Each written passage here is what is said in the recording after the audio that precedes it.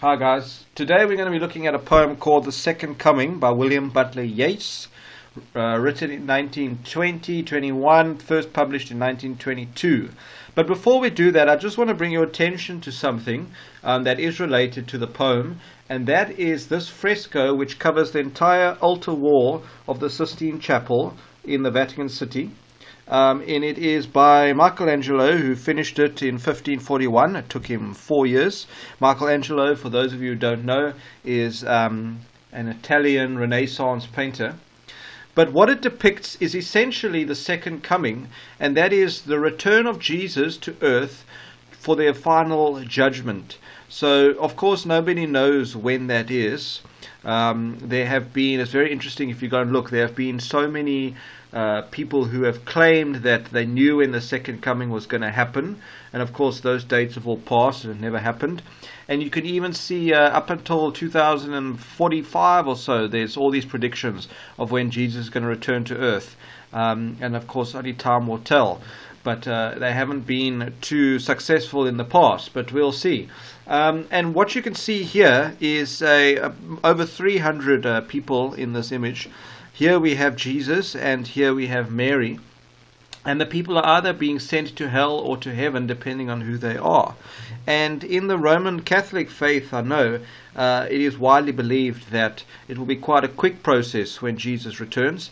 He's not going to come here and serve or anything like that. He will arrive and then make the decision, because he can obviously see everything from where he is now, so he already knows what type of people we are. So that I just want to bring to your attention. So now, taking that into account, plus the fact that this was written a couple of years after the Great War, World War One, and you can imagine now Yeats being an Irish poet, and in the time period that he wrote this, there was a lot of destruction, there was a lot of death, there was a lot of anarchy from the war. And so having that in mind as well, you can see now where he's coming from. So we're going to go through the poem, and afterwards we'll have a little closer look at it. But see if you can figure out what he's saying here. I will say as well that this is not an easy poem. I don't know why it's been prescribed for grade 11. It's really actually university kind of level, but we're not going to analyze it in too much depth.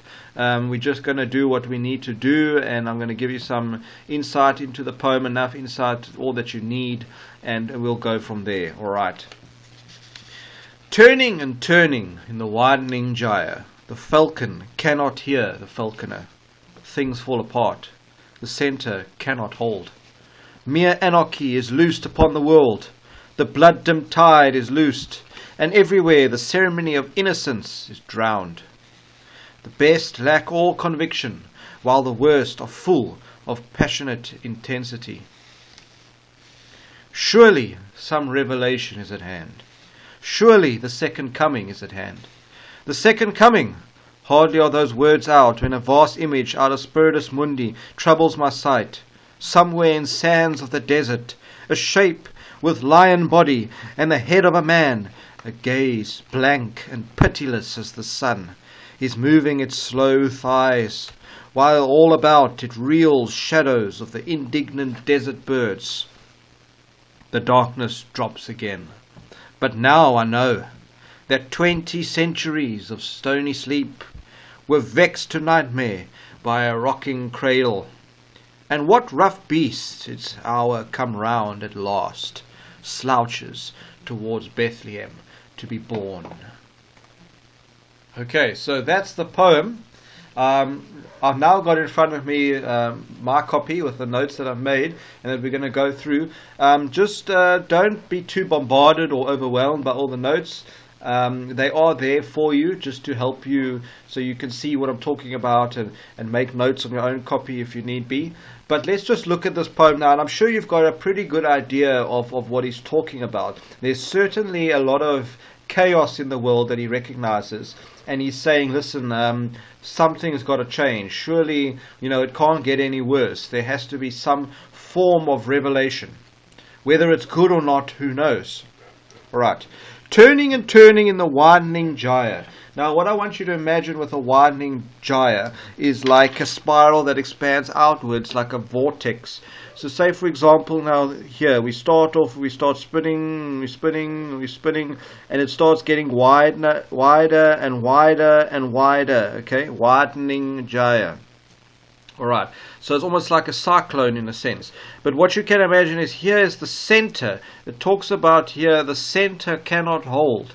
So here is Earth. Here we are spinning around, and everything is under control essentially.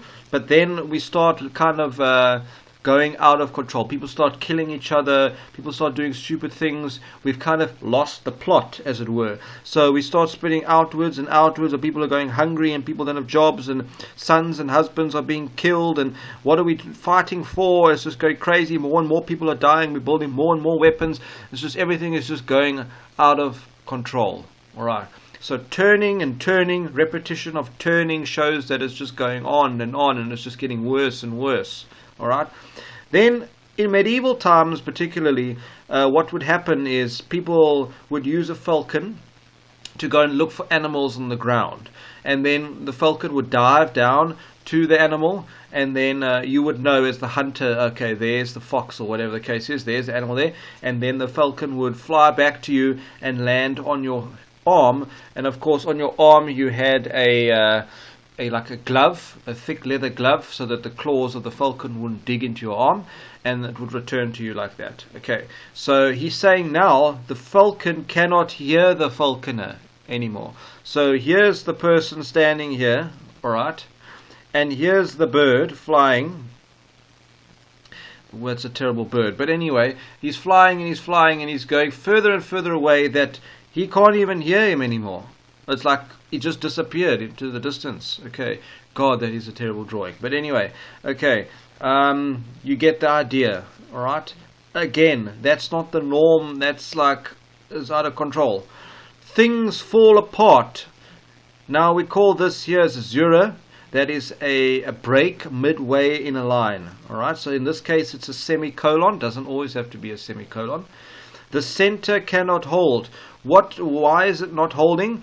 Civilization is disintegrating. We discussed that. Why? Due to political upheavals, brutality, post-World War I Europe. And it's Europe particularly because Yeats is Irish. Alright. He's European. Alright. So we say here transition to the collapse of society. No doubt about it. Absolute collapse of society even after the war was over. And we know that World War II was on its way as well. So we can't say that everything was just peachy, because it really wasn't. Mere anarchy, that mere there means total, absolute anarchy, chaos, is loosed or unleashed upon the world. So we don't know why or what's caused it or who's doing it or whatever, but we have the world, and now it's just been chaos. Absolute chaos. It's just all this brutality and this evil, in a sense, it's just been unleashed on the world. The blood-dimmed tide is loosed. Since we're talking about biblical things here, it may make sense that he's talking about Noah's flood here, and which is essentially, end of the world unless you are on the boat, is loosed, and everywhere the ceremony of innocence is drowned. Again, there, drowned, that word fitting in nicely there with tide. So I've written here apocalyptic imagery. It really sounds like complete end of the world kind of stuff. Alright, a lot of violence, a lot of terror as well. Then this is important. The best lack all conviction. So the good people don't do anything because they're so despondent with how the world is at the moment. But on the other hand, the worst are full of passionate intensity. It seems like they love the terror and the chaos. I'm sorry, I'm just going to change this picture. I've just stare at this little stick man and that funny little, I don't even know if that's a flower, bird, or what the hell that is. I think I'm going to lose my mind. Alright, that's better. They love the terror and the chaos. So if you think about it, all the people that are power hungry, all the evil people, they were thriving on the war and things like that. And they were full of passion about what they wanted. And the good people were so despondent and so down with how the world was and how society was at the time that they didn't do anything. And there's that quote that says, the worst thing that can happen is good people do nothing. And so that's basically what he's saying here. It seems like everybody who's evil is just making all the decisions and plans. Alright, so that's the first stanza. We got that. Okay, absolute chaos going on in the world. The world is out of control. People are out of control. Society is a giant mess. Surely some revelation is at hand. Surely the second coming is at hand. Okay, so second coming, capitalized because it's a major biblical event.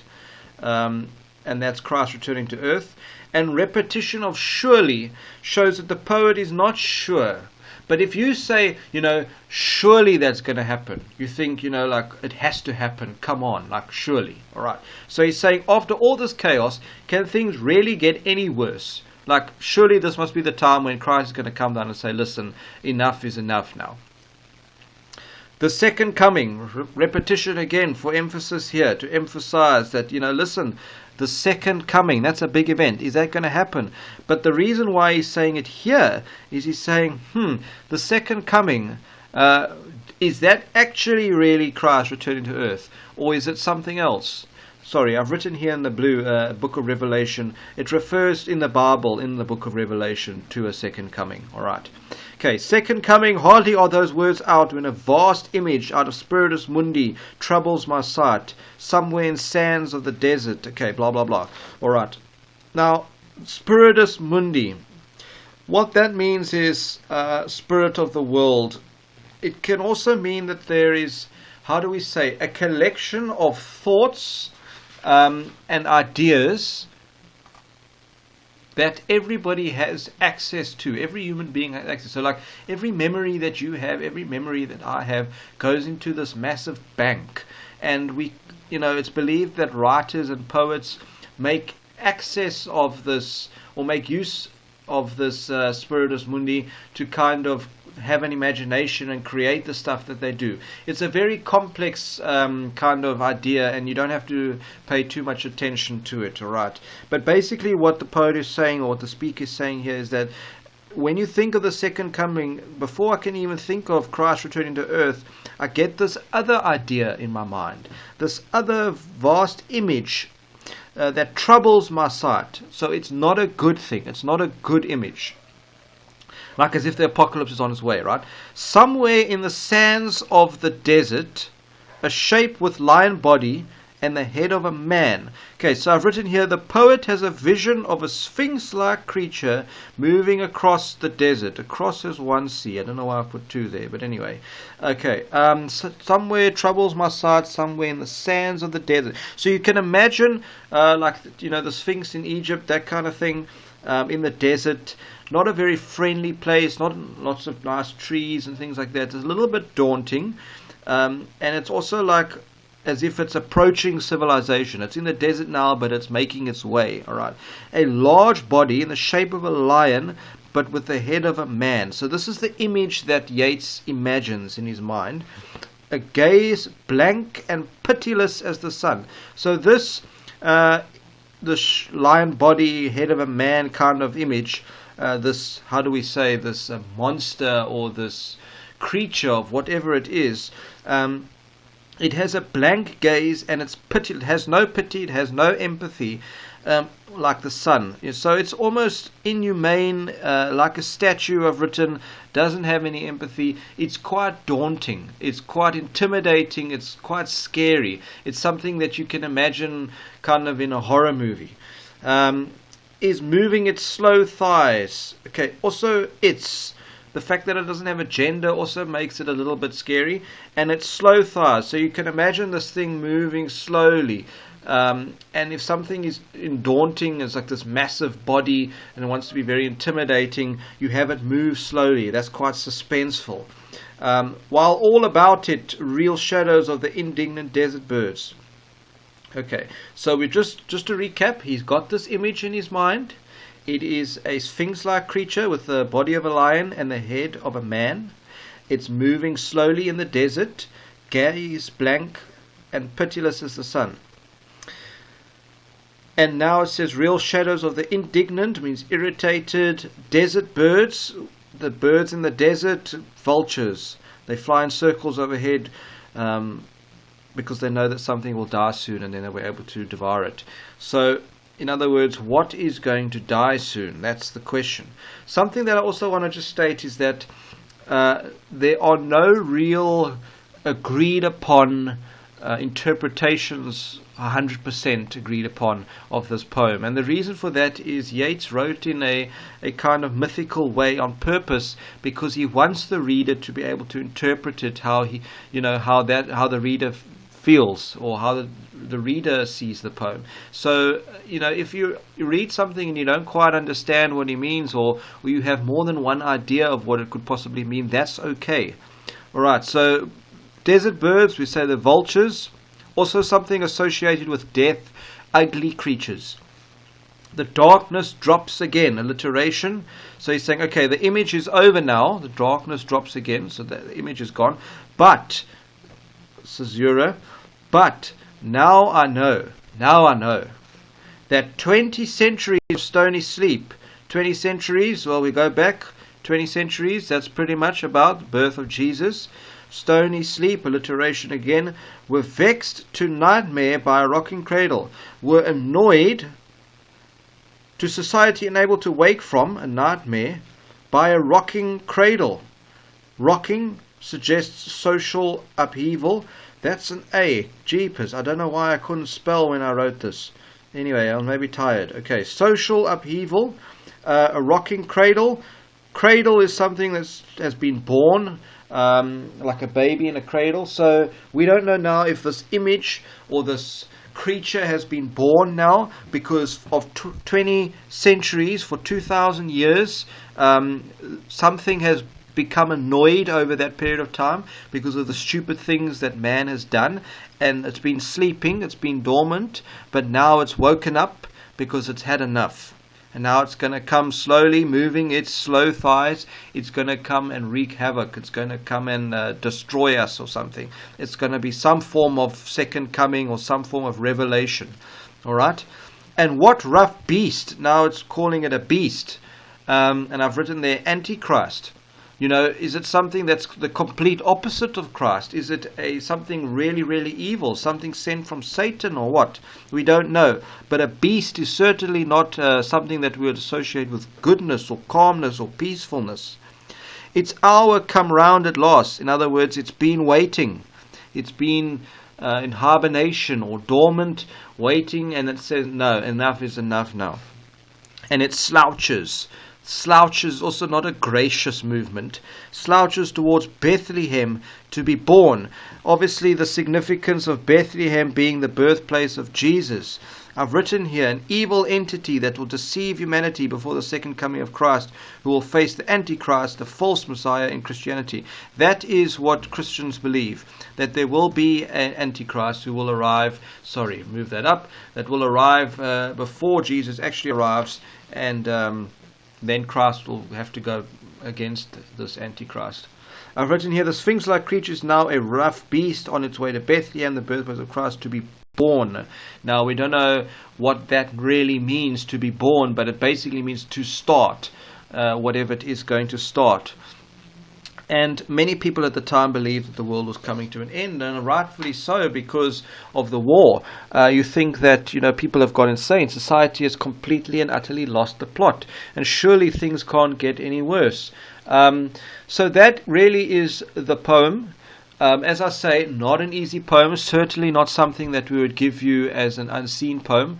But I hope that you can make sense of it, and that I've helped you and guided you enough here so that you feel satisfied with your understanding of the poem. And I really do encourage you as well that if you think of another meaning, or you want to add to what I've said, and you can back it up, of course, then go for it. If you have any questions, please post here, and I'll happy to answer them if I can. But yeah, not an easy poem. Very well written, however, holds so much information, so much interpretation. It really allows the reader to be an active participant in the understanding of the poem.